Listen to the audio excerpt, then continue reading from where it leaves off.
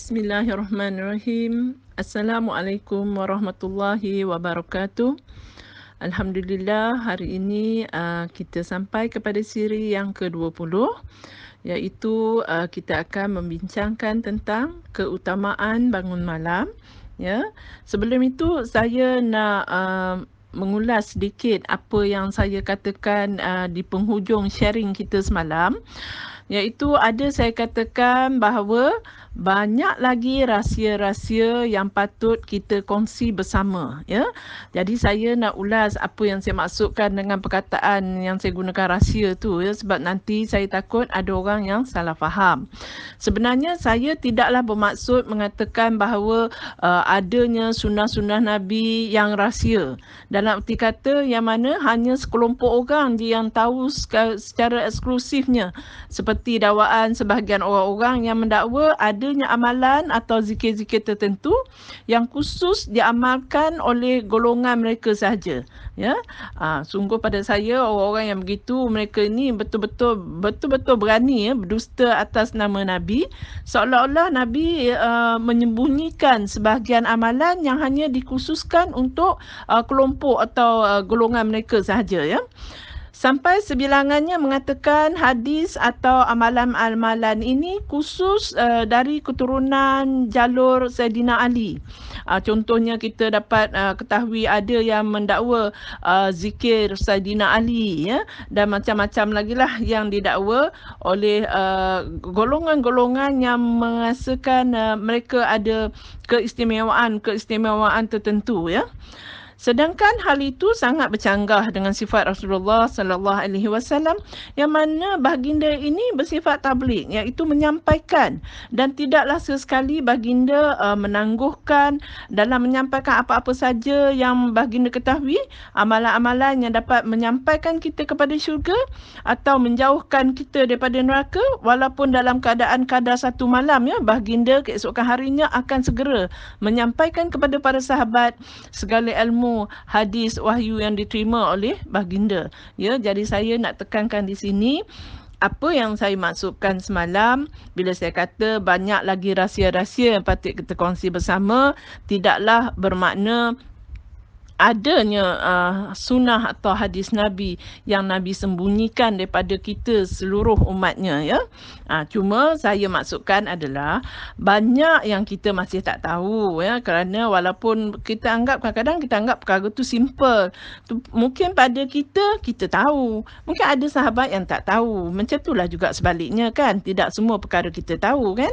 Oleh itu dengan sharing kita berbagi ilmu, mudah-mudahan kita saling mengingatkan, ya, kerana kita biasalah sebagai manusia ni sifat terlupa tu dah memang lumrah bagi kita, dan dengan segala hawa nafsu yang ada dalam diri kita ni memang cenderunglah untuk lupa, mengabaikannya. Jadi memang menjadi tanggungjawab kita untuk saling menasihati, saling mengingatkan, ya, insya-Allah.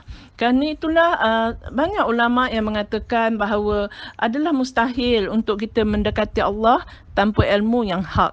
Jadi kita memang sentiasa digesa dan sepatutnya sentiasa mencari ilmu-ilmu dan dapat kita beramal dengan ilmu yang benar, ya, insya-Allah.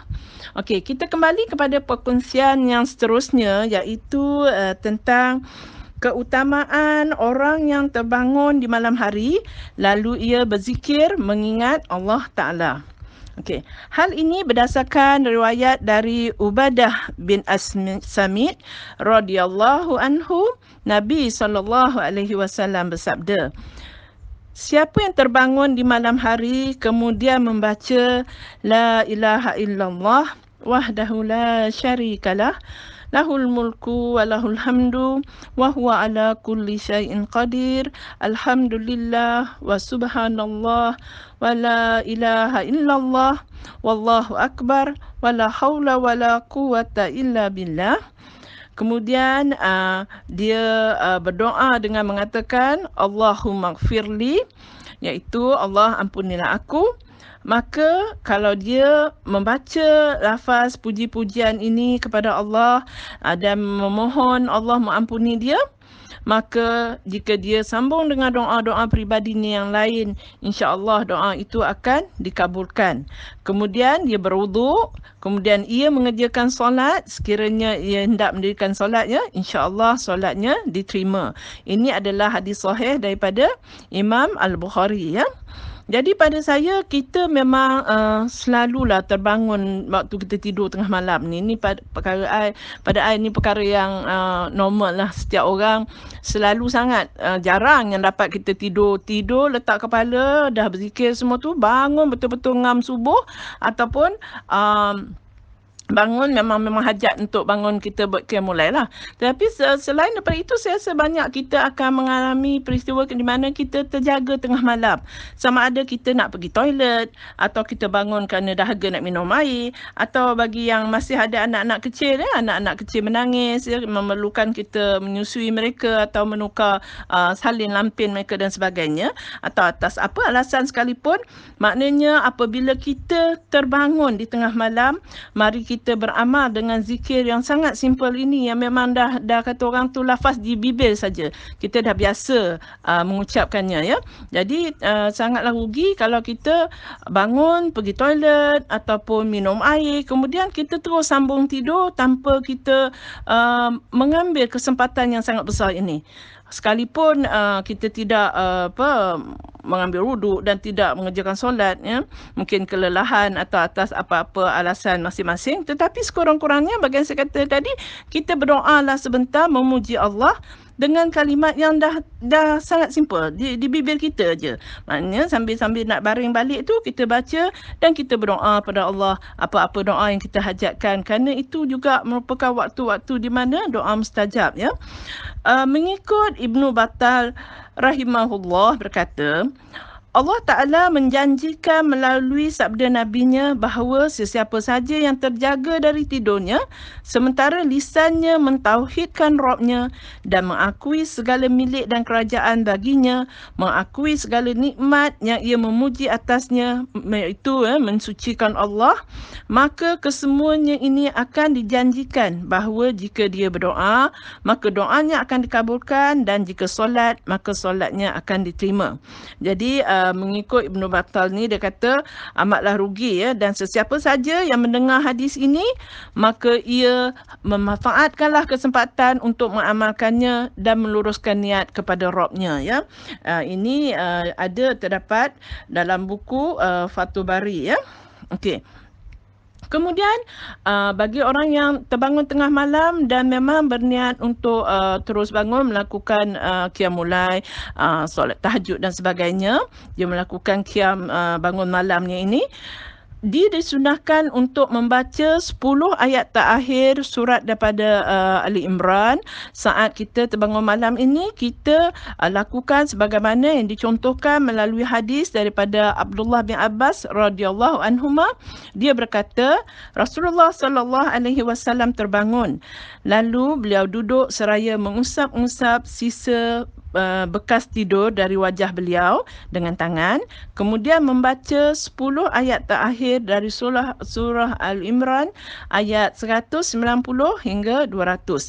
Ini adalah sahih Imam Al-Bukhari, ya.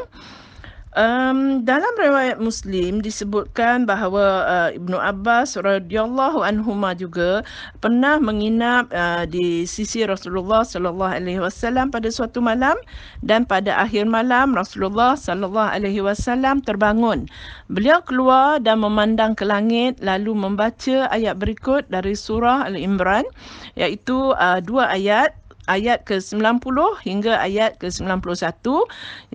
Ayatnya marhumnya adalah, sesungguhnya dalam penciptaan langit dan bumi dan pergantian malam dan siang, sampai kepada bacaan lindungilah kami dari azab neraka, iaitu ayat ke-91, ya. Kemudian beliau kembali masuk rumah, bersiwak dan berwuduk, kemudian solat. Kemudian kembali berbaring, lalu beliau bangun dan keluar melihat langit seraya membaca ayat tersebut. Setelah itu kembali masuk dan bersiwak serta wuduk dan mengerjakan solat. Ini adalah hadis riwayat Muslim. Ya. Jadi bila kita terbangun tengah malam tu, sebagaimana yang telah kita bincang-bincangkan terdahulu, ya, telah kita ketahui sunnahnya apabila kita bangun tidur di pagi hari, bagaimana kita mengusap muka kita, membuang tanda-tanda tidur dan mengucapkan kalimah alhamdulillahillazi ahyana ba'dama amatana wa ilaihin nusyur, ya, mensyukuri kepada Allah atas kurniaan Allah, melepaskan roh kita, mengembalikan dia kepada jasad dan kita masih diberi waktu untuk hidup, ya. Itu juga kita lakukan apabila kita terjaga pada waktu malam hari, ya. Kemudian Imam An-Nawawi menyebutkan dalam syarah Muslimnya, hadis ini menunjukkan bahawa membaca ayat Ali Imran, dua ayat tadi, 10 ayat ke-90 dan ke-91 adalah disunahkan ketika kita bangun dari tidur, ya. Ini memungkinkan juga untuk kita sekiranya kita dapat melihat ke langit sebagaimana Rasulullah SAW baginda keluar rumah, ya, melihat ke langit. Tapi pada kita, saya rasa kita boleh saja di rumah kita, di bilik kita, apabila kita bangun malam untuk mengerjakan tahajud kita, melalui tingkap rumah kita masih boleh melihat kepada langit, kan, dengan membaca dua ayat ini. Apakah rahsia di sebalik itu adalah melihat kejadian alam merupakan tadabbur yang bagus untuk kita menginsafi bertepatan dengan makna ayat itu, kan. Sesungguhnya dalam penciptaan langit dan bumi dan silih bergantinya malam dan siang, dan kita melihat ke langit pada arah waktu malam tu, pada waktu malam itu dia memberikan tadabbur yang mendalam bagi kita, melihat kebesaran Allah, pergantian siang dan malam yang Allah jadikan, ya. Okey, daripada hal-hal tersebut ni dapat kita kesimpulan bahawa amalan-amalan yang sebaiknya segera kita lakukan apabila kita bangun daripada tidur tengah malam, iaitu membersihkan muka dari sisa-sisa tidur, kemudian kita melihat langit jika itu memungkinkanlah untuk kita, ya, dan membaca 10 ayat terakhir dari surat Ali Imran.